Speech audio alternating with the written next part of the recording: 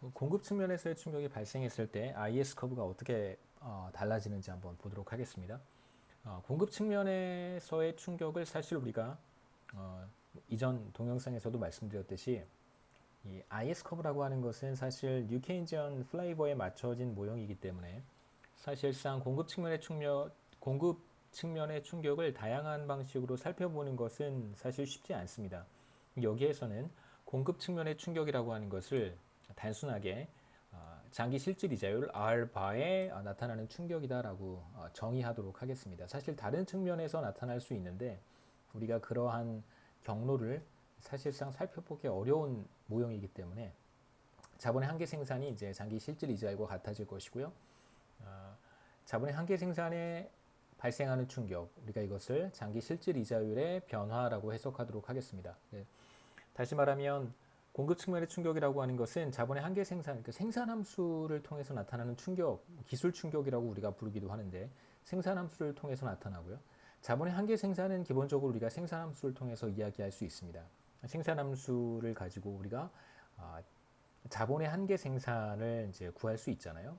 자본의 한계 생산의 변화, 다시 말하면 자본시장 균형 상태에서 장기 실질 이자율의 이제 변화를 우리가 공급 측면의 충격이라고 해석을 하겠습니다. 그래서 이제 R바를 통해서 IS 커브에 있는 R바를 통해서 공급 측면의 충격이 나타난다라고 우리가 가정을 할 것이고요.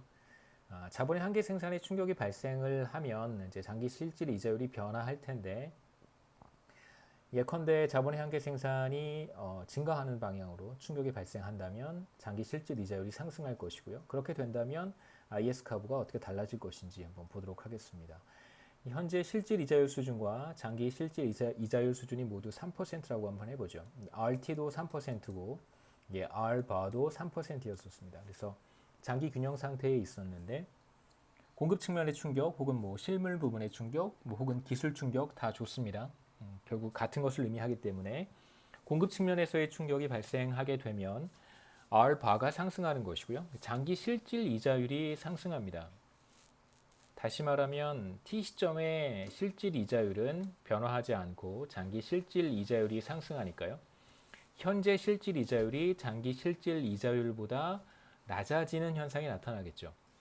그래서 단기의 현재 실질 이자율이 장기 실질 이자율보다 우리 이그젬플에서는 이제 R바가 3%에서 4%로 상승했기 때문에 장기 실질 이자율보다 현재 실질 이자율이 1%포인트 하락하는 현상이 나타나요.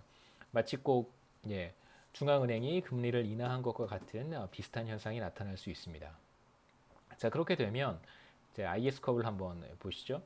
자, IS 커브를 한번 보면 장기 균형 상태에서는 RT가 R바와 같았기 때문에 이 텀이 제로가 되는데 만일 공급 측면의 충격이 발생해서 R바가 상승하게 된다면 이제 이 이자율 갭이 발생하게 됩니다. 그래서 이 값이 마이너스가 될 것이고요. 그래서 RT가 R바보다 작아졌으니까 이 값은 마이너스가 되고 따라서 GDP 갭은 플러스가 되겠죠. 그래서 현재 실질 이자율이 장기 실질 이자율보다 낮아지는 현상이 나타나게 되고 이자율 갭이 마이너스가 되기 때문에 GDP 갭은 마찬가지로 플러스가 됩니다. 그러니까 결국 직관적으로 얘기하면 사실 현재 실질 이자율이 장기 실질 이자율 수준보다 떨어졌기 때문에 기업들의 투자 수요가 늘어날 것이고 기업들의 투자 수요가 늘어나면 자연스럽게 GDP 갭이 포텐셜 GDP가 포텐셜 GDP를 상회하는 현상이 나타나게 됩니다. 그래프를 한번 우리가 이용해 볼 텐데 여기에서 장기 실질 이자율이 상승할 때 어떠한 변화가 나타나는지 한번 보겠습니다. 물론 이제 우리가 계속해서 살펴보고 있지만 거시경제 전체에 어떠한 결과가 나타나는가를 이야기하는 것이 아니고요. 조심하셔야 됩니다. 우리가 보고 있는 것은 IS 커브가 1차적으로 어떻게 변화하는지, 그럼 이제 궁극적으로 이자율의 상승에 따른 여러 가지 반응들이 나타날 것이고요. 그래서 어떤 단기 균형으로 경제가 이동해 갈 텐데 그러한 과정들은 사실 우리가 아직 이야기하고 있지 않습니다. 그래서 1단계로 첫 번째 스텝으로 IS 커브가 어떻게 달라지는지만 우리가 보는 것이고 지금 얘기하는 결과들은 거시경제 전체의 최종적인 우리가 최종적으로 관찰하게 되는 그러한 현상은 아니라는 걸 여러분 기억하시고요. 나중에 우리가 지금 이야기하고 있는 각각의 충격들이 거시경제 단기 균형 상태에서 어떻게 되는가는 나중에 우리가 보도록 하겠습니다. 그래프를 먼저 간단하게 이용해 볼 텐데, 자, 세로축의 변수 이자율 RT에 대해서 IS 커브를 다시 표현했습니다. 보통 이제 YT hat GDP 갭을 왼쪽에 이제 보통 이렇게 썼는데요.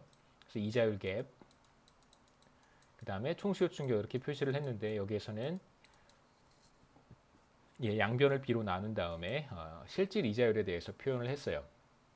자, 이제 이렇게 표현한 이유는 이제 공급 측면에서의 충격이라고 하는 것이 장기 실질 이자율 R 바의 변화를 야기하는 것이기 때문에 그림을 조금 더 좀 쉽게, 수식을 조금 더 쉽게 이해하기 위해서, 그리고 그림을 조금 더 쉽게 이해하기 위해서 식을 다시 한번 살짝 바꿔서 표현을 했습니다.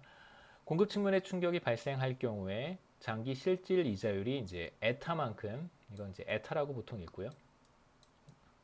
에타만큼 상승한다라고 해보겠습니다. 그러면 공급 측면의 충격이 발생하게 되면 장기 실질 이자율이 R 바에서 R 바 T로 알바 플러스 에타로 에타만큼 상승하게 되겠죠. 자, 그래서 새로운 IS 곡선은 장기 실질 이자율이 이렇게 달라지게 됩니다. 여기에서는 이제 총수요 충격은 제가 없다고 가정을 했고요. 그래서 잘 보시면 총수요 충격이 없다면 장기 실질 이자율이 변화하기 전에 그림은, 자, 이쪽이 절편이 되겠죠. IS 커브의 절편이 바로 R 바인데 세로축의 절편이 되고, 이제 세로축의 절편이 R 바 플러스 에타로 에타만큼 이동하게 됩니다. 절편이 커졌으니까 당연히 IS 커브가 이동하겠죠. 공급 측면의 충격이 전혀 없었을 때 IS 곡선의 절편은 이제 R 바였지만, 충격이 발생하게 되면 에타만큼의 충격이 절편이 R 바에서 R 바 플러스 에타로 이동하게 됩니다. 상승하게 되겠죠. 그래서 IS 곡선이 이제 세로축을 따라서 에타만큼 이동하게 되고, 가로축을 따라서는 B 곱하기 에타만큼 이동하게 됩니다. 그림에서 한번 보시죠. 그래서 왜 가로축으로 B 곱하기 에타만큼 이동하는지는 여러분 이 식에서 간단하게 살펴볼 수 있습니다. 자, IS 커브의 기울기가 사실 B분의 1이니까요. B분의 1이니까 이쪽으로 에타만큼 상승하면 이 기울기가 1/B잖아요. 물론 마이너스. 이쪽으로는 당연히 B 곱하기 에타만큼 상승하겠죠. 그렇죠? 가로축의 증가분이 B 곱하기 에타고, 세로축의 증가분이 에타. 그럼 당연히 기울기가 1/B가 되니까요. 그래서 사실상 이제 절편은 우리가 이렇게 표현하지만, 이제 0이 여기 있기 때문에 마치 꼭 여기에 세로축이 있는 것처럼 생각하면 여기가 바로 절편이 됩니다. 그래서 IS 커브의 절편은 이제 이걸 의미하는 것이고요. 물론 이쪽을 의미하는 것이 아니라 제로가 되는 GDP 갭이 제로가 되는 바로 그때의 수직선을 지나가는 바로 그 점, 절편이 바로 장기 실질 이자율 R 바와 같습니다. 자, 그런데 공급 측면의 충격이 발생을 해서 장기 실질 이자율이 에타만큼 상승한다면, 자, 그렇게 되면 이제 절편이 R 바에서 이제 R 바 플러스 에타만큼 에타로 달라지게 되겠죠. 그래서 IS 커브는 뭐 위로 이동한다라고 말해도 괜찮고요. 또는 이제 오른쪽으로 이동한다라고 얘기해도 괜찮겠습니다. 그래서 GDP 갭은 뭐 당연히 장기 실질 이자율 수준에서 GDP 갭은 당연히 B 곱하기 에타만큼 되겠죠. 그래서 공급 측면의 충격이 발생하게 되면 IS 커브가 위쪽으로 혹은 오른쪽으로 바깥쪽으로 이동하는 현상이 나타납니다. 여기서 이제 우리가 하나 기억해야 되는 것은, 공급 측면의 충격이라고 하는 것은 실제로 GDP 갭을 늘리는 충격은 아니라는 거예요. 그러니까 무슨 뜻인지 한번 살펴보도록 하겠습니다.